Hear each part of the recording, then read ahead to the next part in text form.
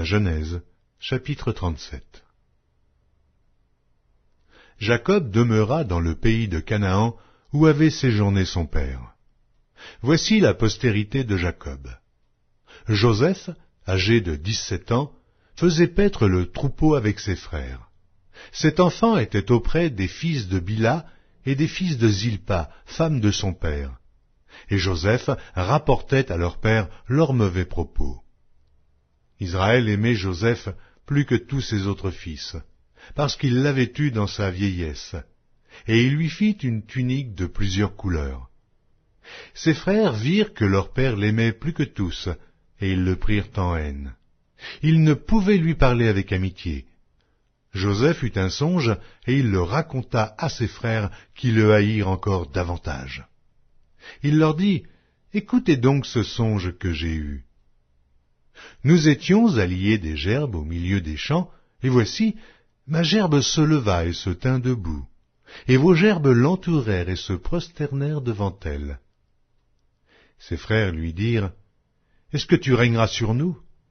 Est-ce que tu nous gouverneras? » Et ils le haïrent encore davantage à cause de ses songes et à cause de ses paroles.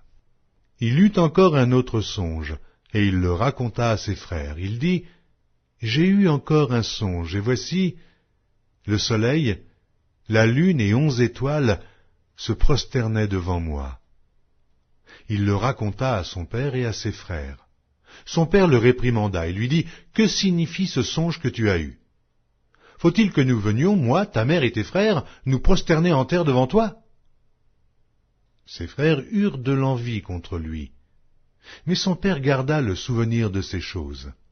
Les frères de Joseph étant allés à Sichem pour faire paître le troupeau de leur père, Israël dit à Joseph, « Tes frères ne font-ils pas paître le troupeau à Sichem?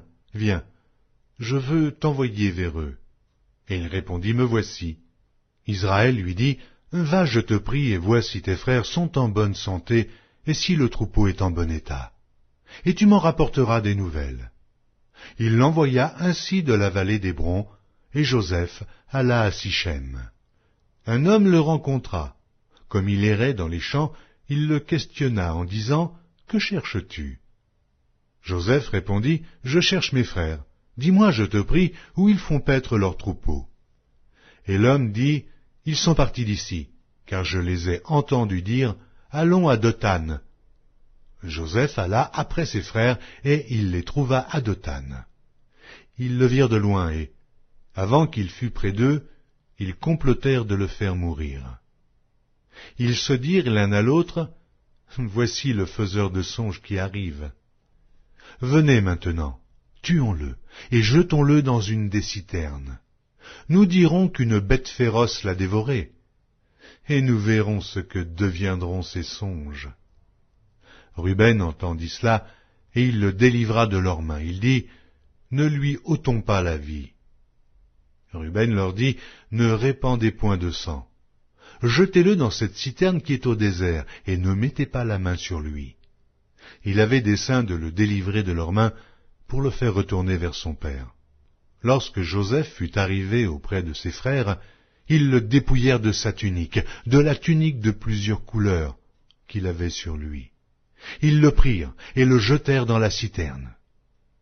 Cette citerne était vide. Il n'y avait point d'eau. Ils s'assirent ensuite pour manger. Ayant levé les yeux, ils virent une caravane d'Ismaélites venant de Galaad. Leurs chameaux étaient chargés d'aromates, de baume et de myrrhe, qu'ils transportaient en Égypte. Alors Juda dit à ses frères, « Que gagnerons-nous à tuer notre frère et à cacher son sang?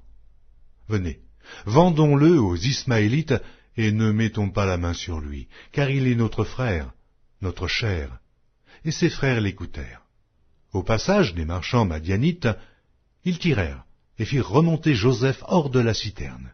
Et ils le vendirent pour 20 sicles d'argent aux Ismaélites, qui l'emmenèrent en Égypte. Ruben revint à la citerne, et voici, Joseph n'était plus dans la citerne. Il déchira ses vêtements, retourna vers ses frères et dit, « L'enfant n'y est plus, et moi, où irai-je » Ils prirent alors la tunique de Joseph et, ayant tué un bouc, ils plongèrent la tunique dans le sang.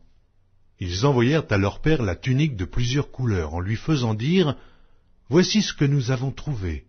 Reconnais si c'est la tunique de ton fils ou non. » Jacob la reconnut et dit « C'est la tunique de mon fils. » Une bête féroce l'a dévoré. Joseph a été mis en pièces, et il déchira ses vêtements.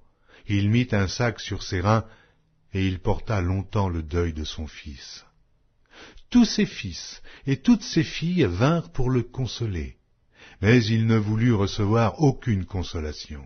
Il disait, « C'est en pleurant que je descendrai vers mon fils au séjour des morts. » Et il pleurait son fils.